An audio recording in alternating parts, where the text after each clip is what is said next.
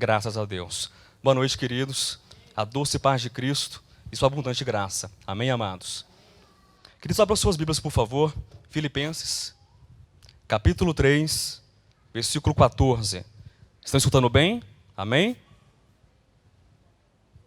Filipenses, capítulo 3, versículo 14.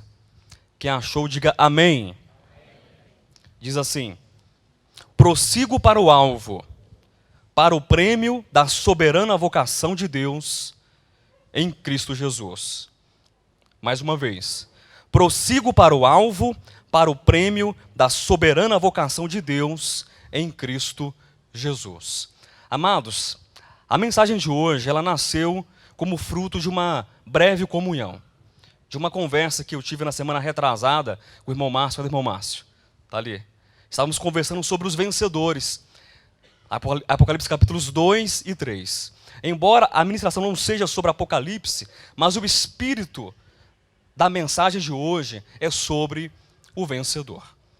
Quantos aqui sentem o desejo e querem vencer com o Senhor?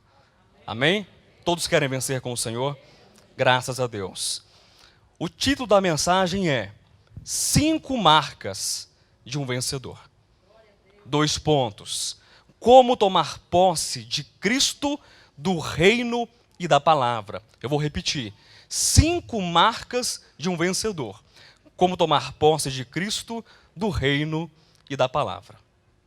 Queridos, eu achei muito interessante na semana passada, no domingo, no partir do pão, quando o bispo Alexandre ele compartilhava esse texto de Filipenses, capítulo 3. Os irmãos que estavam aqui presentes devem se recordar. Quando ele dizia aos irmãos, ele perguntava: quantos aqui já receberam a Cristo? E os irmãos prontamente levantaram suas mãos e disseram que sim, receberam a Cristo. Mas você já conquistou a Cristo? E aí houve aquela resposta: sim e não, sim e não. Nós recebemos ou não a Cristo? Sim, mas já conquistamos completamente a Cristo? Ainda não. A vida cristã, ela é pontuada por uma caminhada. Nós precisamos prosseguir na vida cristã. Precisamos prosseguir na fé cristã. E não apenas para nós conquistarmos a Cristo e sermos conquistados por Ele, mas também para tomarmos posse do reino e da palavra. Quando nós lemos textos, por exemplo, que nos dizem assim, como a 1 de João, capítulo 5, versículo 12, os irmãos apenas tomem nota, que diz assim: aquele que tem o Filho tem a vida. Aquele que não tem o Filho de Deus não tem a vida. Ora, o apóstolo João, ele é objetivo. Ele é simples, é objetivo e ele é categórico. Ele não diz que nós teremos algum dia a vida. A vida nós já temos. É uma condição presente. Aquele que tem o Filho tem a vida.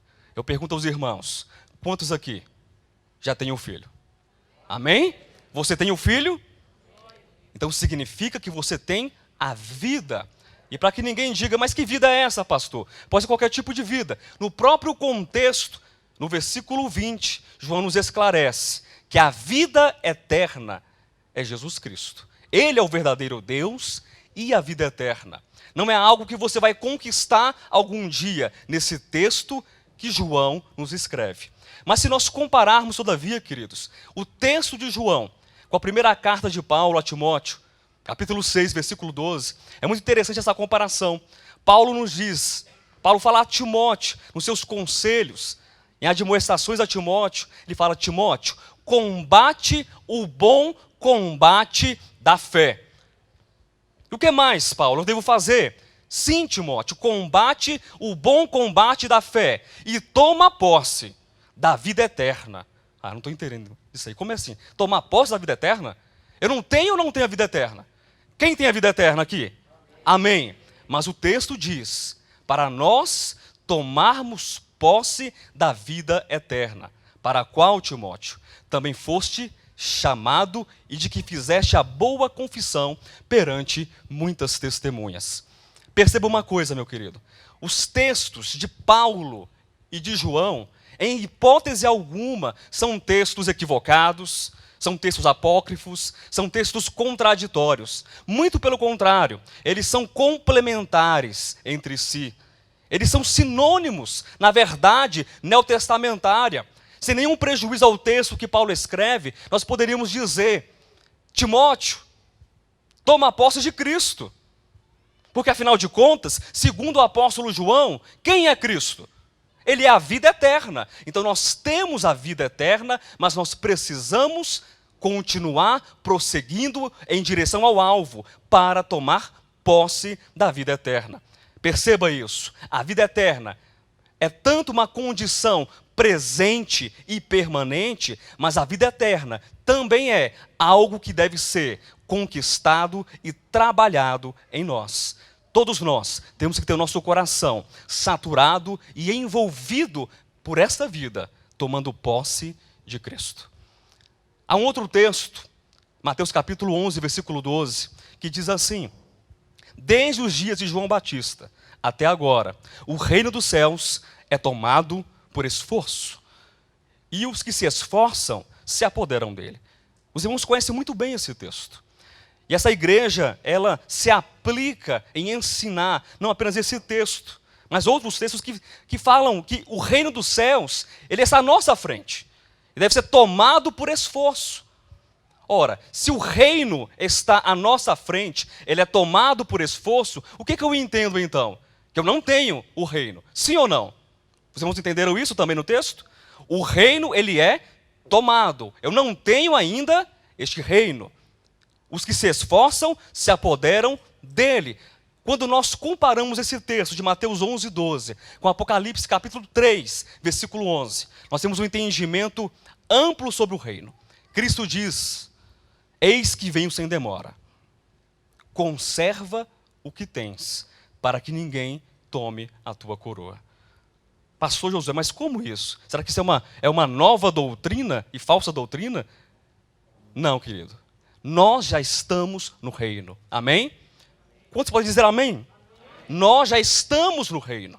Nós estamos na esfera do reino de Deus. Agora, este reino, ele precisa e deve ser trabalhado intensamente dentro de você, na sua alma, nas suas faculdades emocionais, em todo o teu ser. Eu costumo dizer que aquele que será arrebatado por Deus, aquele que fará parte do filho varão, daquele que vence, primeiramente, ele teve o seu coração arrebatado antes pelo Senhor.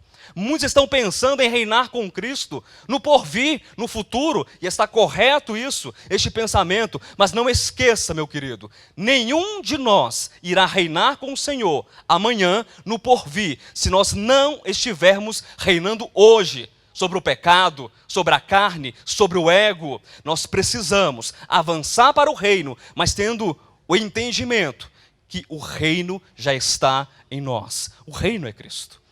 Vamos tomar posse de Cristo. Vamos tomar posse do reino. Vamos tomar posse também da palavra de Deus. Agora, é importante nós observarmos uma coisa, queridos.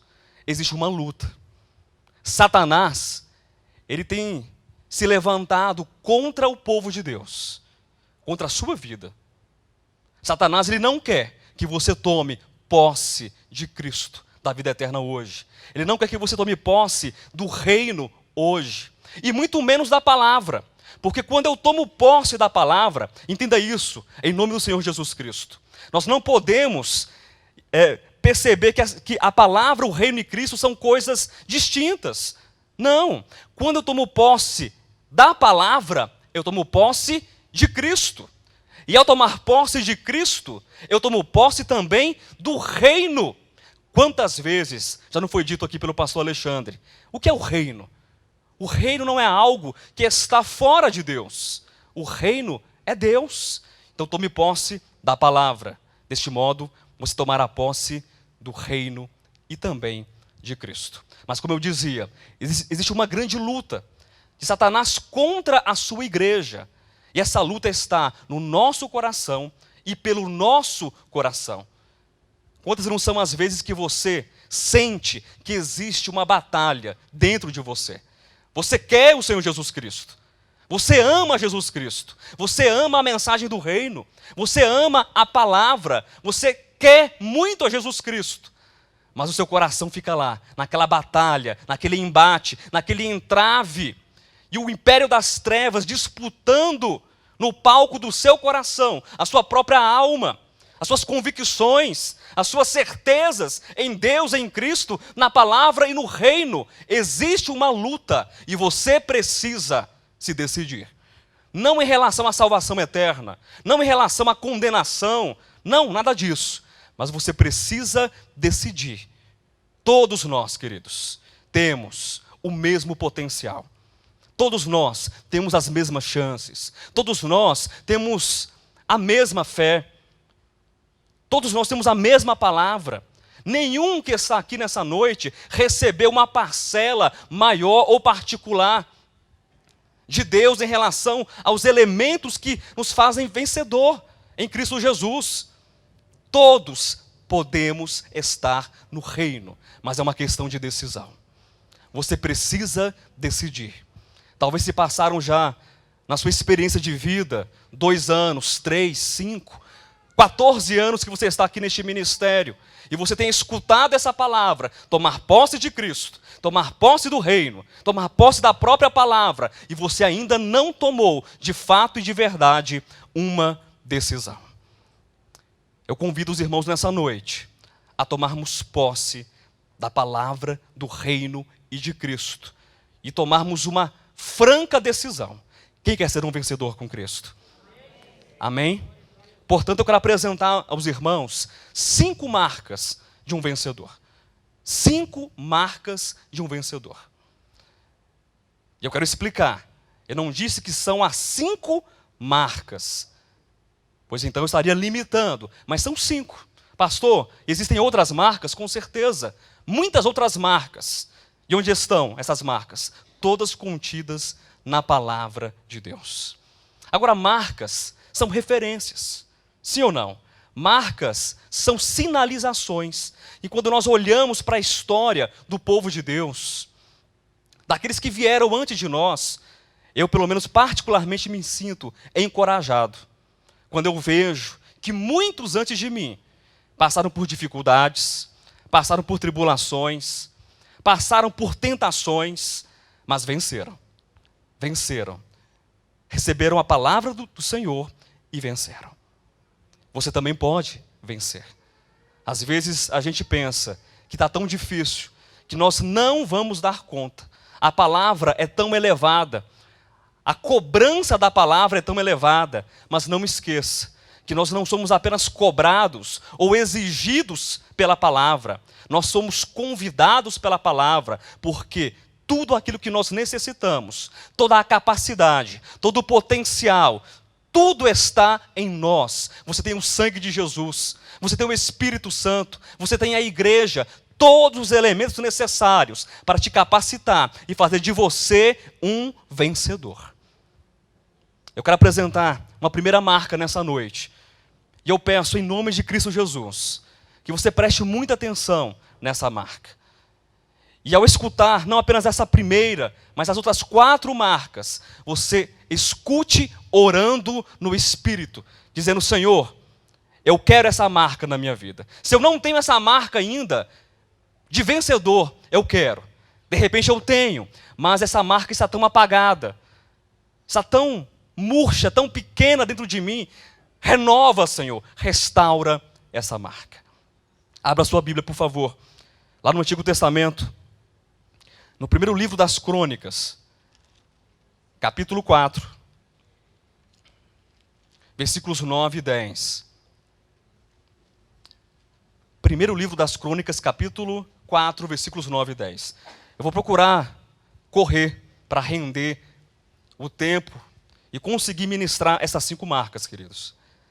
Diz assim: foi Jabes mais ilustre do que seus irmãos.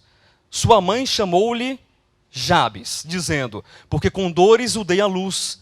Jabes invocou o Deus de Israel, dizendo: ó, tomara que me abençoes e me alargues as fronteiras, que seja comigo a tua mão e me preserves do mal, de modo que não me sobrevenha aflição. E Deus lhe concedeu o que tinha pedido.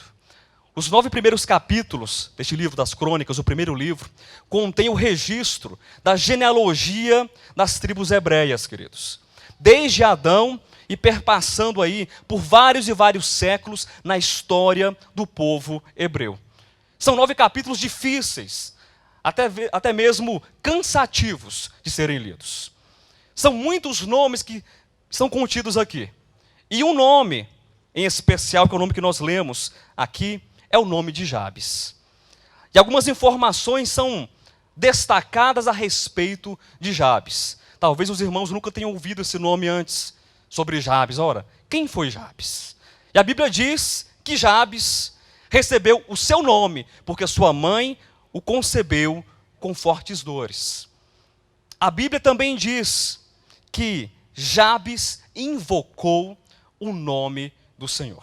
E aqui preste atenção neste detalhe. Nós temos que entender por que Jabes invocou o nome do Senhor. E Deus o abençoou, e Deus lhe concedeu aquilo que Jabes havia pedido. De acordo com os comentaristas e estudiosos do Antigo Testamento, Jabes ele localiza-se em um contexto histórico e social em que a nação de Israel estava surgindo no Antigo Testamento. Jabes ele é um pilar da nação de Israel no momento das conquistas em que Israel partia e avançava para a boa terra de Canaã, uma terra que Deus havia prometido. E os irmãos, ao lerem não apenas o livro das Crônicas, mas muito mais Josué, Deuteronômio, Juízes, os irmãos vão se deparar com um estado difícil para o povo de Deus. Os cananeus resistiam, eram os inimigos do povo de Deus. Então Jabes, imagine esse quadro, essa situação. Jabes está diante da terra de Canaã. E ele ora, ele invoca o nome de Deus, o nome do Deus de Israel, porque ele sabe que o seu empreendimento é difícil, o seu empreendimento, ele é crítico. A terra está diante dos seus olhos. E Jabes, ele diz, eu preciso da ajuda de Deus.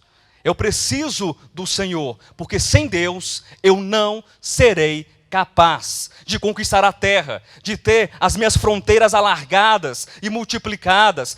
Eu não serei capaz de vencer os meus adversários, os meus inimigos. A primeira marca de um vencedor, escute, é a marca do reconhecimento. Jabes reconheceu que ele não poderia vencer sem Deus. Se nós transportarmos a imagem e o quadro de Jabes do Antigo Testamento para hoje, os nossos dias, Jabes estava diante da boa terra de Canaã, que representa para nós hoje o reino, queridos, o reino. Jabes, ele reconheceu que somente o Senhor poderia dar a ele a vitória. Jabes, ele ora e diz, Senhor, tomara que o Senhor me abençoe, alargue as minhas fronteiras, que não me venha a aflição, que os meus inimigos não me alcancem. E você, querido? Quantos inimigos têm alcançado a tua vida? Quantos inimigos da tua fé têm alcançado a tua vida? Quantos inimigos têm feito com que o seu coração se decepcione e abandone tantas coisas preciosas que você conquistou durante anos do seu serviço cristão, da sua caminhada com Deus? É o momento de parar, é o momento de refletir e de reconhecer que somente o Senhor, somente Deus pode nos fazer vencedores. Somente Deus pode fazer de você um vitorioso. Jabes, quem sabe, possuía um grande exército, eu não sei, a Bíblia não menciona isso. Mas ele tinha um empreendimento, ele tinha uma batalha, ele tinha um objetivo à sua frente, como você também tem. Eu perguntei várias vezes, quem quer ser um vencedor? Os irmãos disseram sim, amém, glória a Deus, eu quero, eu vou. Mas é uma luta, é difícil. Como você vai conseguir? Como nós iremos conseguir? Reconheça que você não pode sem o Senhor. Somente Deus, Ele é o agente possibilitador, capacitador e transformador das nossas vidas e de cada uma de suas vitórias, meu irmão. Desde o momento que você se levanta, em uma simples oração, na comunhão, na leitura da palavra, em aplicar a palavra ao seu coração, tudo aquilo que você faz porque Deus permite que você faça isso. Como está escrito no Evangelho de João, capítulo 15, no versículo 3, Jesus Cristo, a videira verdadeira, ele diz aos seus discípulos, ele diz também a você: sem mim nada podeis fazer. Nada. Você não pode fazer nada sem Jesus Cristo. O seu casamento só acontece, só existe, porque Jesus Cristo faz acontecer. A sua saúde só existe porque Jesus Cristo faz acontecer. Tudo na vida humana, tudo na sua vida espiritual acontece porque Jesus Cristo, Ele é o agente que te motiva, que te impulsiona, que te levanta e diz a você, embora quem sabe a sua experiência tenha sido dolorosa, como também foi de Jabes, você foi gerado com dores. Você olha para a sua história, para o seu passado, e você tem algumas coisas que são difíceis. Quem aqui não tem dificuldade? Todos nós temos dificuldades nos vários campos da nossa vida.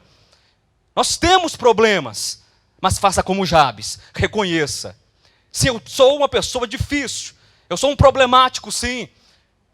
Eu tenho uma história difícil, quem sabe um passado difícil, mas muito mais do que isso, eu tenho diante de mim um reino a ser conquistado.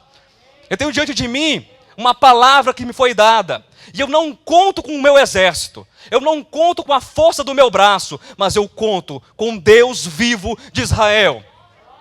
E a mão de Deus está sobre a minha vida. E o versículo 10 declara que Deus ouviu a Jabes. Deus abençoou a Jabes. Reconhecimento. Reconheça, queridos. Reconheça que Deus é aquele que realiza as suas vitórias. Amém? Não dependa de você. Dependa de Deus. Dependa do Senhor. Diga a Deus quais são os seus inimigos. Diga a Deus quais são as suas fraquezas. Diga a Deus quais são os seus pecados. Talvez você não queira dizer para sua esposa, para o seu marido, para aquele que é mais próximo a você, mas diga para Deus. Deus não vai virar as costas para você, como não virou também as costas para Jabes. E ele foi um vencedor no seu tempo. E nós aprendemos com Jabes a marca do reconhecimento. Reconheça que a tua vitória vem de Deus. Há uma segunda marca, e essa marca eu gosto muito. Muito. Abra sua Bíblia no livro de Josué, capítulo 14, versículos 6 a 14.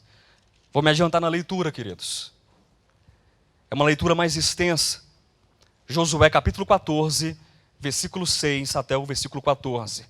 Chegaram os filhos de Judá a Josué em Gilgal, e Calebe, filho de Jefoné, o quenezeu, lhe disse: Tu sabes o que o Senhor falou a Moisés, homem de Deus em Cádiz Barneia, a respeito de mim e de ti.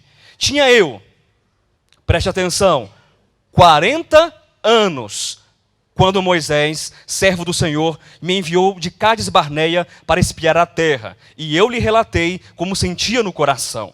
Mas meus irmãos, que subiram comigo, desesperaram o povo. Eu, porém, perseverei em seguir o Senhor meu Deus. Então Moisés, naquele dia, jurou dizendo: certamente, a terra em que puseste o pé será tua e de teus filhos, em herança perpetuamente, pois perseveraste em seguir o Senhor meu Deus. Eis agora, o Senhor me conservou em vida, como prometeu, 45 anos desde que o Senhor falou essa palavra a Moisés, andando Israel ainda no deserto. E já agora, sou de 85 anos, estou forte ainda. Hoje, como no dia em que Moisés me enviou, qual era a minha força naquele dia? Tal ainda agora para o combate, tanto para sair a ele como para voltar. Agora, pois, dá-me este monte, de que o Senhor falou naquele dia, pois naquele dia ouviste que lá estavam os anaquins, e grandes e fortes cidades. O Senhor, porventura, será comigo, para os desapossar, como prometeu. Josué o abençoou, e deu a Calebe, filho de Jefoné, Hebrom em herança. Portanto, Hebrom passou a ser de Calebe, filho de Jefoné, o quenezeu, em herança até o dia de hoje, visto que perseverava em seguir o Senhor, Deus de Israel. A primeira marca é a marca do reconhecimento. Nós aprendemos com Jabes. A segunda marca é a marca da perseverança. Nós precisamos perseverar. Nós precisamos ter constância. Imagine o caso de Calebe. Aos 40 anos de idade, ele recebeu uma promessa. Calebe, você tem uma parte da terra. Quantos aqui tem uma parte do reino? Amém? Sejam corajosos e perseverantes. Você, Calebe, tem uma parte dessa boa terra. E as lutas vieram, as tribulações vieram, as conquistas vieram, foram vindo. Agora está Calebe, com 85 anos de idade. De repente, nós pensaríamos da seguinte forma: Josué falando para Calebe: olha só, Calebe, você já está muito velho, meu amigo, meu irmão camarada, meu irmão de fé. Está muito velho, está cansado. Se eu fosse você, eu me aposentaria. Eu desistiria, porque você já fez muito. Tem tanta gente se aposentando na igreja, pastor. E não é por falta de ocupação, não. Não é por falta de trabalho. Mas é porque está desistindo da carreira. O que foi que Calebe disse para Josué? Vou desistir.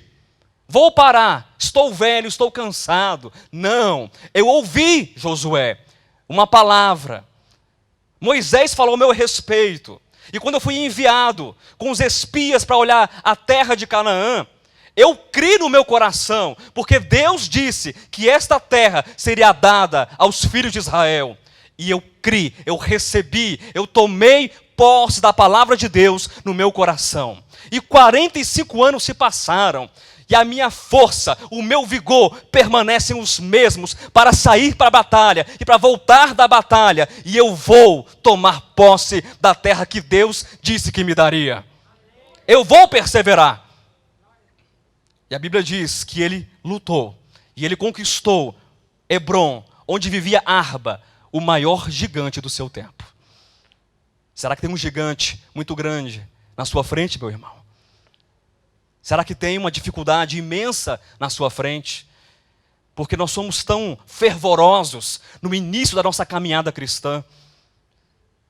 Sai debaixo de sol, de chuva, anda 2, 3 quilômetros para servir a Deus. Mas o tempo vai passando, parece que uma pedra vai sendo colocada e ela vai crescendo nos nossos ombros.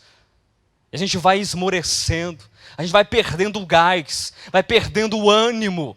E a gente vai deixando de amar a palavra, vai deixando de tomar a palavra, Cristo e o reino. Mas não esqueça, você precisa tomar posse da palavra todos os dias, do reino todos os dias e de Cristo todos os dias. Não existe férias para a vida cristã, não existe aposentadoria para a vida cristã. Calebe escutou a palavra, e ele tomou a palavra, e ele perseverou. Ele manteve a sua fé e o seu vigor espirituais, crendo na palavra de Deus. Persevere. Passou de que modo? Tome a palavra de terça-feira, a palavra de quarta-feira, a palavra de sábado, a palavra de domingo, a palavra de uma simples comunhão. Mas essa simples comunhão tem valor na tua vida. Toma posse da palavra. Quanto mais você tomar posse da palavra, mais você estará próximo do reino. Persevere. Vamos aprender reconhecendo e perseverando. Há uma terceira característica, queridos. Abrem Ruth, no capítulo 1.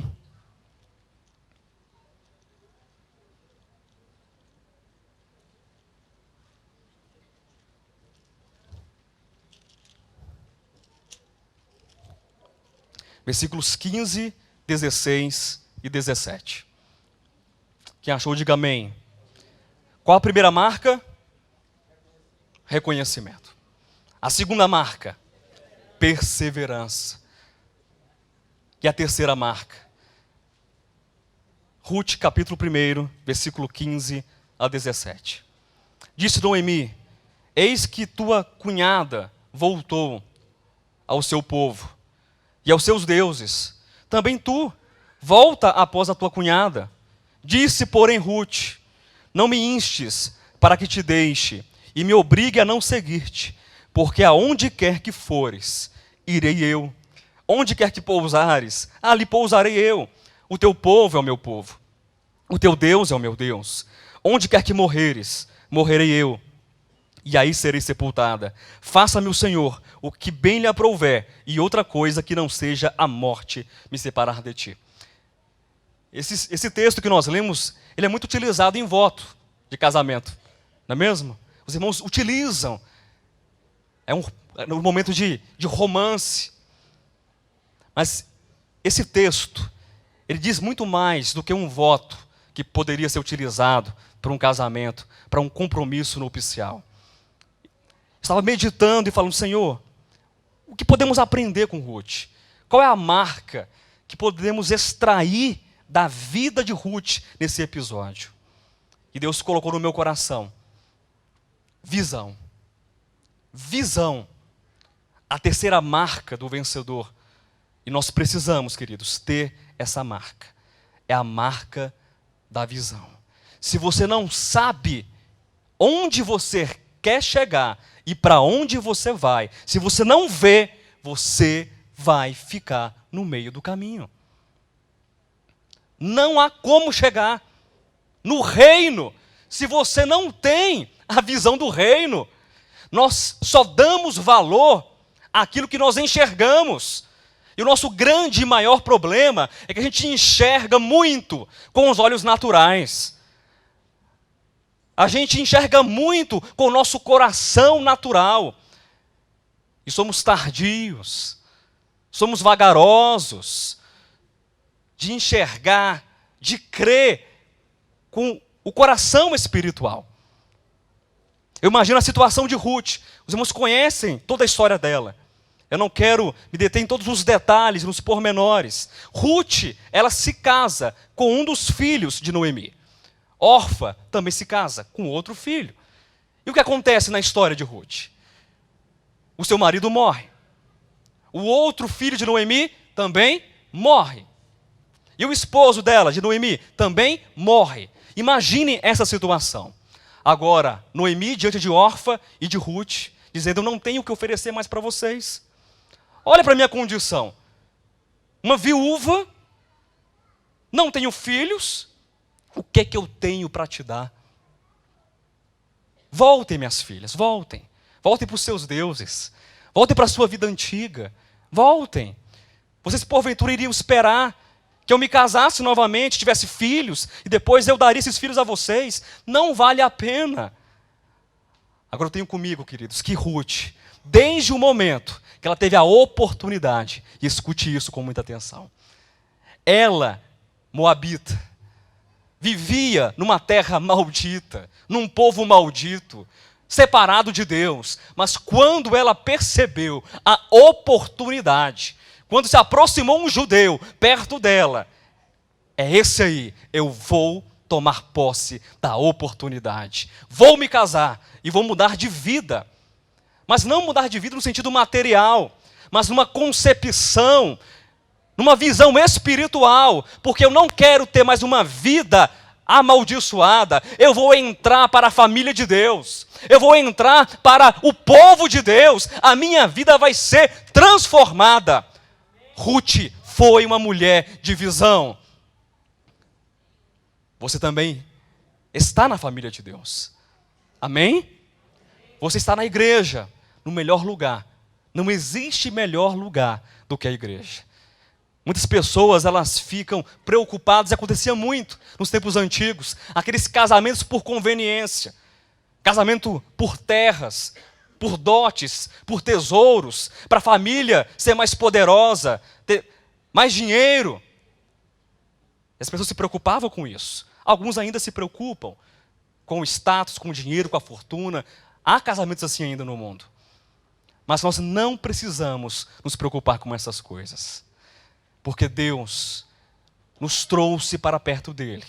Você faz parte do povo de Deus. Você tem a Jesus Cristo. Você tem a palavra. Você já está no reino. Agora, o que eu preciso fazer, pastor? Visão. Continue na visão do reino. Ruth, ela disse, eu não vou desistir, Noemi. Eu não vou me separar de você. Talvez, Noemi, você diga para mim que você não tem nada para me oferecer.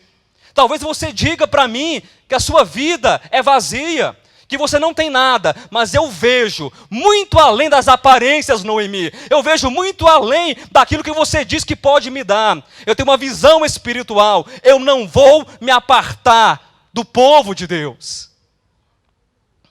Talvez você olhe para este ministério e com os olhos naturais, com os ouvidos naturais, com a nossa percepção humana, você diga, o que tem para mim aqui, afinal de contas? Não tem nada. Não tem nada que me atraia. Esse ministério, às vezes, entenda o que eu vou dizer, mais parece uma Noemi. Mas não se esqueça que é Noemi que abençoa Ruth. É Noemi que leva Ruth para a boa terra. E lá ela é abençoada, se casando com Boaz. E aí, pastor, e que isso tem a ver com a minha vida? E Boaz e Ruth geram Obed. E o que isso tem a ver? E Obed gera a Jessé. E Jessé gera a Davi, do qual vem o Cristo. O nosso Deus é o Deus que trabalha nas impossibilidades. Amém? Creia nessa palavra. Mas é só possível ter o impossível feito possível quando nós temos uma visão do reino e de onde nós pretendemos chegar. Tem essa visão clara. Ao lermos Hebreus capítulo 11, a partir do versículo 23 até o versículo 26, nós enxergamos uma outra pessoa que também teve visão. Ruth, de repente, os irmãos podem dizer, o que Ruth tinha? Viúva, pobre, não tinha muita coisa mesmo. Eu vou me apegar. Mas o que vocês acham de um príncipe do Egito? O que vocês acham daquele que poderia ser o sucessor da maior nação do seu tempo? O que vocês acham de um homem que foi criado como o filho da filha de Faraó? O que vocês acham de um homem que tinha todo o conhecimento do seu tempo? Matemática, astronomia, química, medicina, a filosofia do seu tempo. É um homem pequeno? É um homem pequeno ou grande? Ele é grande. Talvez a gente diga, Ruth, você está certa mesmo. Uma pobre coitada como você tem que se apegar ao pouco. Mas o que você diria para Moisés? O que você diria para Moisés?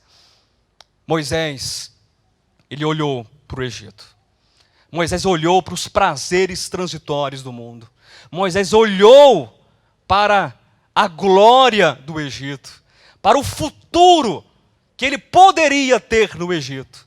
E o que Moisés fez? Ele pesou, ele refletiu, ele considerou todas essas coisas, mas ele fez uma decisão, porque tinha visão. Ele preferiu ser maltratado com seus irmãos hebreus no deserto do que usufruir os prazeres transitórios do Egito e do pecado. Por quê, pastor Josué? Porque Moisés contemplava o galardão. Ele contemplava o galardão no deserto. Ele contemplava o galardão no sofrimento, na opressão do povo sobre Moisés. Mas ele não desistiu, porque ele tinha uma visão. Ele tinha uma visão que o capacitou, que o impulsionou a caminhar e a seguir em diante. Meu irmão, Deus também te deu uma visão. Amém? Não abra mão da visão que Deus te deu. A visão do ministério apostólico de volta à palavra não é uma visão particular do bispo Alexandre, do bispo Renato, bispo Josué. Essa visão é a visão de Deus. É a visão da palavra, é a visão do reino. Mas às vezes a gente se enxerga tão pequeno. Tão pequeno. Como o caso de Caleb, voltando um pouco. Caleb, que foi espiar a terra, justamente com seus irmãos. E qual é o relatório que Caleb faz para Moisés? A terra é boa? Hã? O reino é bom? Ah, pastor, eu não sei, não estou lá. Creia na palavra, o reino é bom? A terra é boa? Lá de Canaã? É. Mas tem muralhas.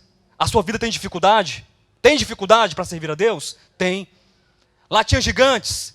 Tinha. E aqui também tem gigantes? Tem. Aí os 12 espias disseram, a terra, o reino, não é para nós. Não é para nós. Caleb fez o quê? Desistiu? Não. O povo disse, os 10 espias disseram, nós, aos nossos próprios olhos, somos como gafanhotos. Nós somos como gafanhotos. Tenha visão, meu irmão. Você não é um gafanhoto.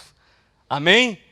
Não se enxergue aos seus próprios olhos como um gafanhoto, mas perceba e veja pelas lentes da palavra de Deus que você é uma águia em Deus, em Cristo Jesus, que você está assentado com Cristo nos lugares celestiais, acima de todo principado e potestade. Perceba isso, mas é preciso ter visão. A visão de que, embora tenhamos muitas fraquezas, e não são poucas, nós não somos como gafanhotos. Nós iremos avançar, nós iremos conquistar, nós iremos perseverar, nós iremos alcançar o alvo, porque já fomos conquistados.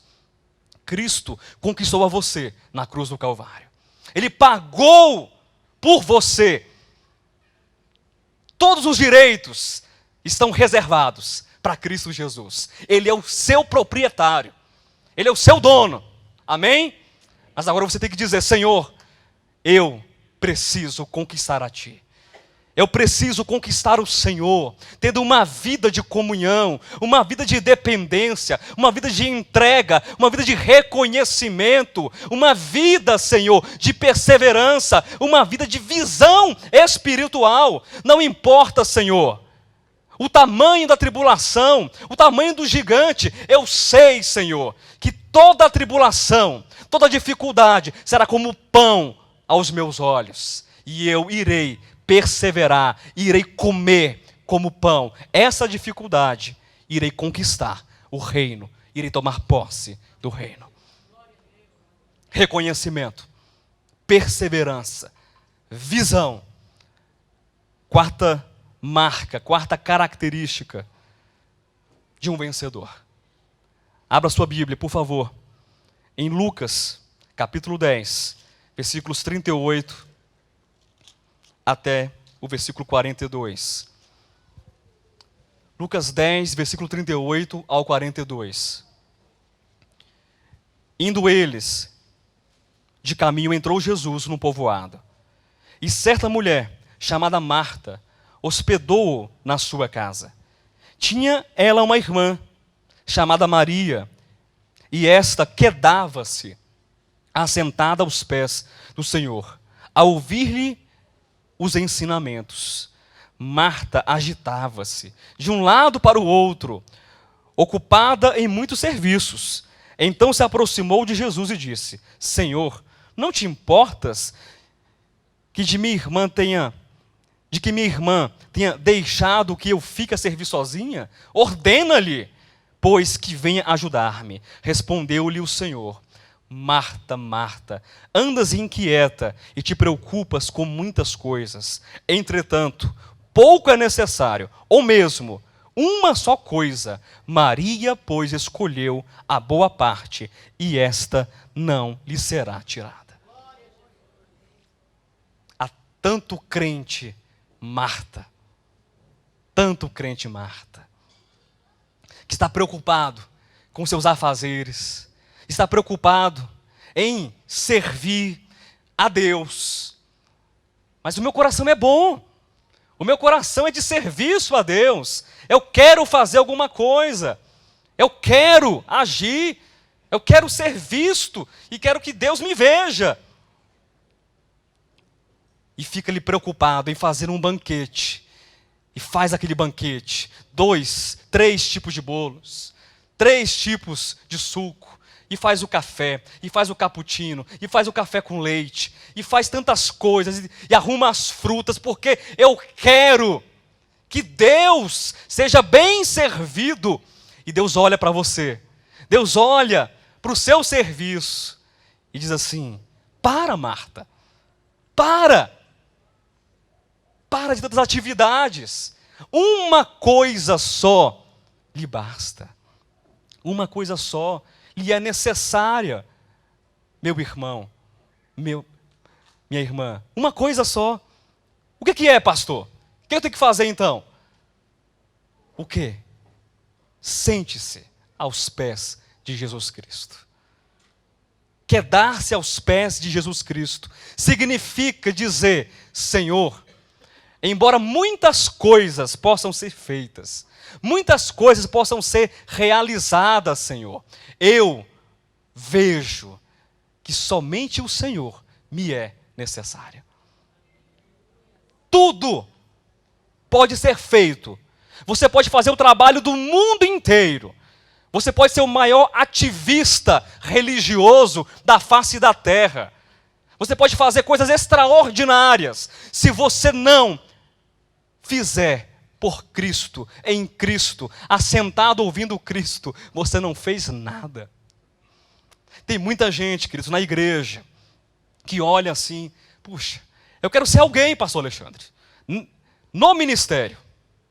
Viu, pastor Renato? Eu quero fazer alguma coisa. Mas já ouvimos inúmeras vezes: os irmãos não me dão oportunidade de crescer, de pregar. Eu não tenho espaço para trabalhar. Não tenho espaço. É uma visão distorcida, uma visão equivocada. Tem muita gente que quer projetar sua vida no futuro.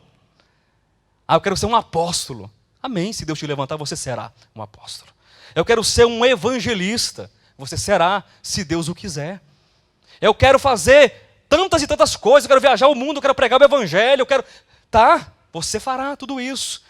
Aí você começa a fazer um banquete, mas um banquete paralelo àquilo que Deus diz que você precisa fazer. E eu quero dizer uma coisa para você, meu irmão. Às vezes basta simplesmente aprender a fazer um café e passar um pão, passar uma manteiga no pão. Só isso. Simplicidade. A quarta característica de um vencedor. Simplicidade. Sabe por que muita gente tem fracassado em sua caminhada com Deus? Sabe por quê? Porque deixaram de ser simples. Deixaram de ser simples. O apóstolo Paulo escreve aos irmãos de Corinto que ele receava, ele tinha uma imensa preocupação e um zelo pela igreja. Por quê?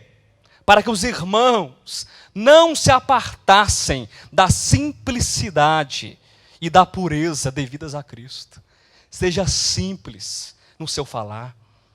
Seja simples nos seus relacionamentos com Deus. Seja simples. O que a reunião de oração vai contribuir na minha vida? Uma reunião que está ali, meia dúzia de pessoas, orando. Porque eu gosto mesmo, de uma conferência. Eu gosto mesmo de uma palavra assim. Sim, a conferência ela é importantíssima. Necessária. Mas e o café com leite?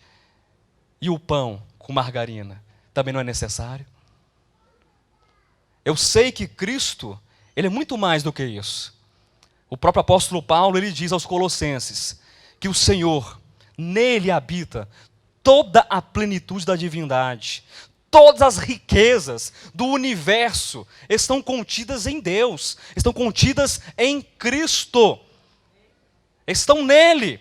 Mas você precisa aprender a sentar e a ouvir o Senhor e escolher a Jesus Cristo como a sua melhor parte.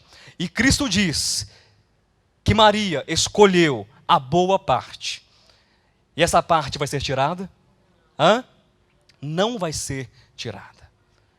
Jesus Cristo não vai ser tirado.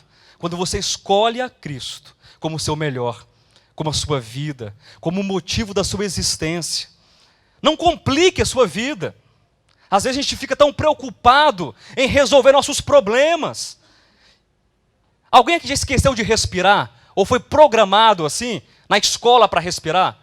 Quem aqui já fez isso na escola? O curso da respiração.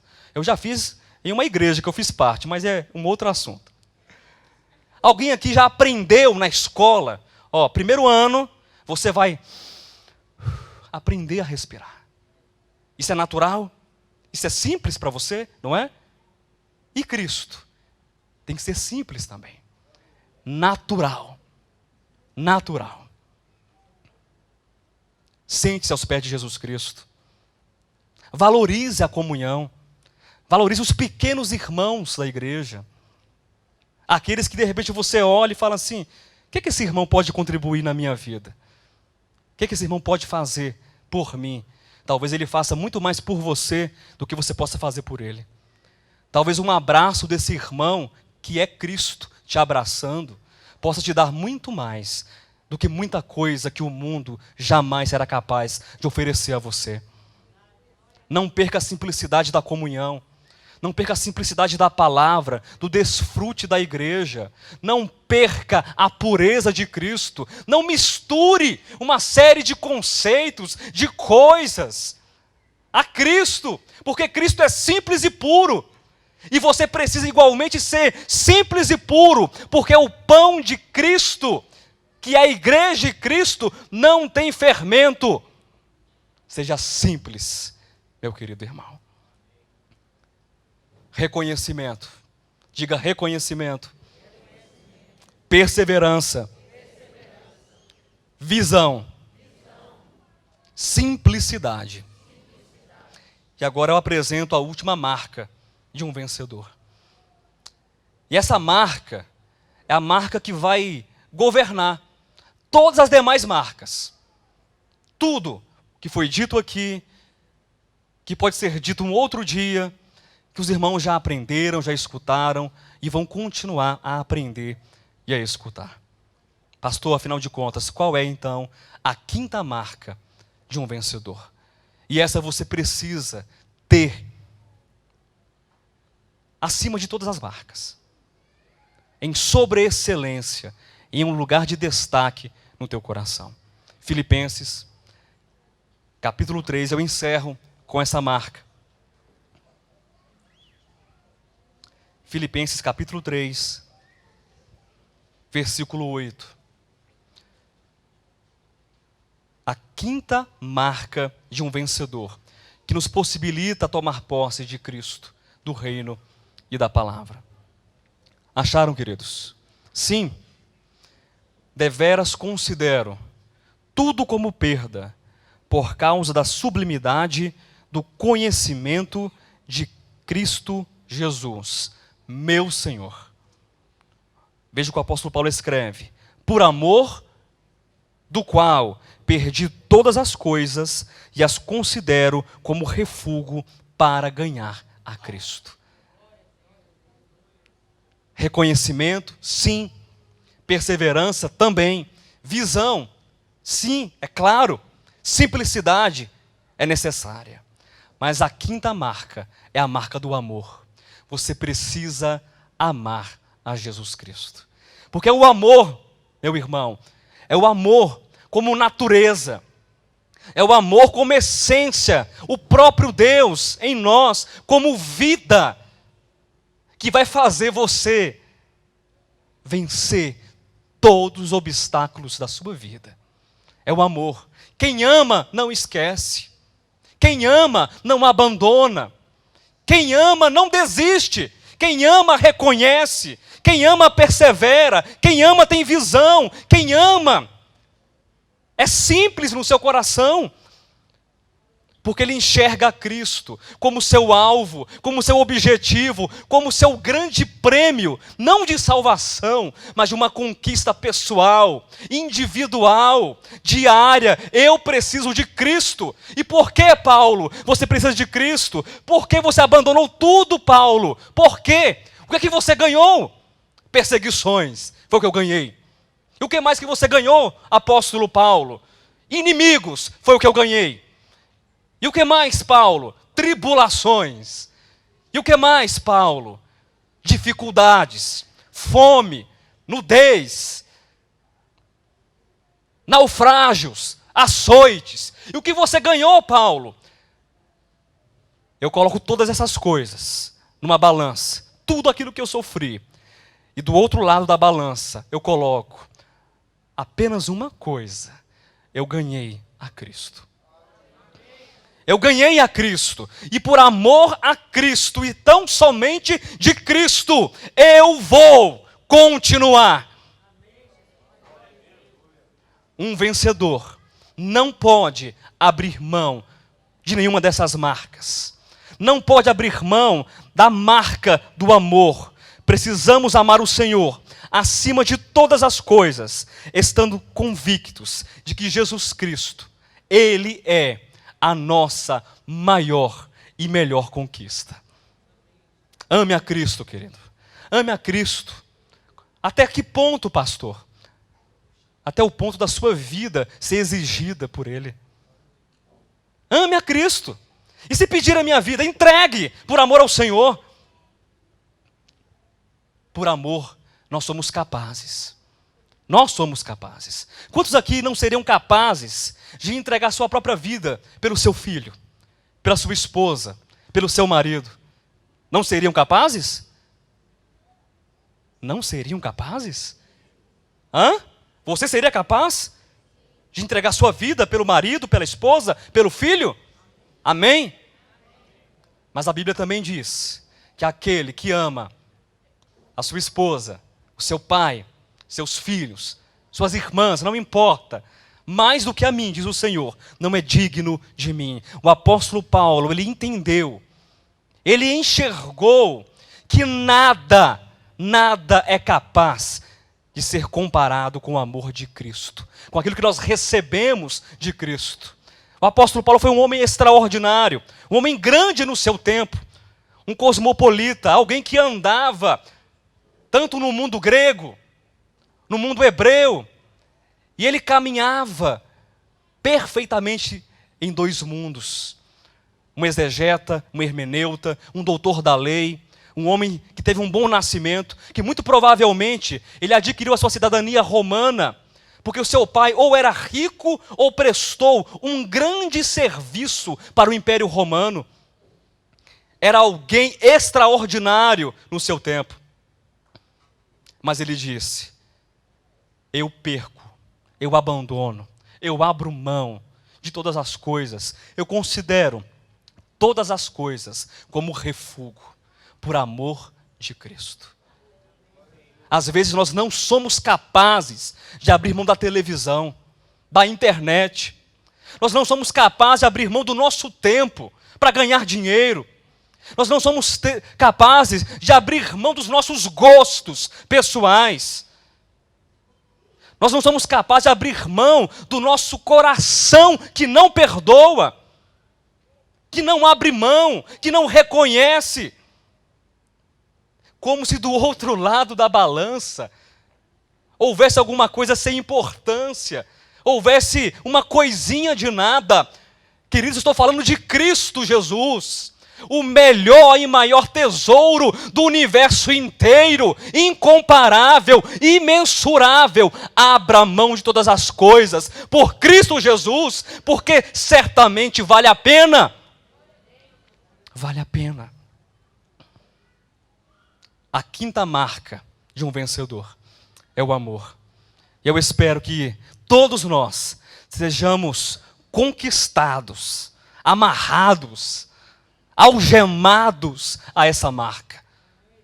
Algeme-se a marca do amor. Algeme-se. Porque o amor tudo pode, tudo espera, tudo crê, tudo suporta. Pastor, não estou dando conta, não.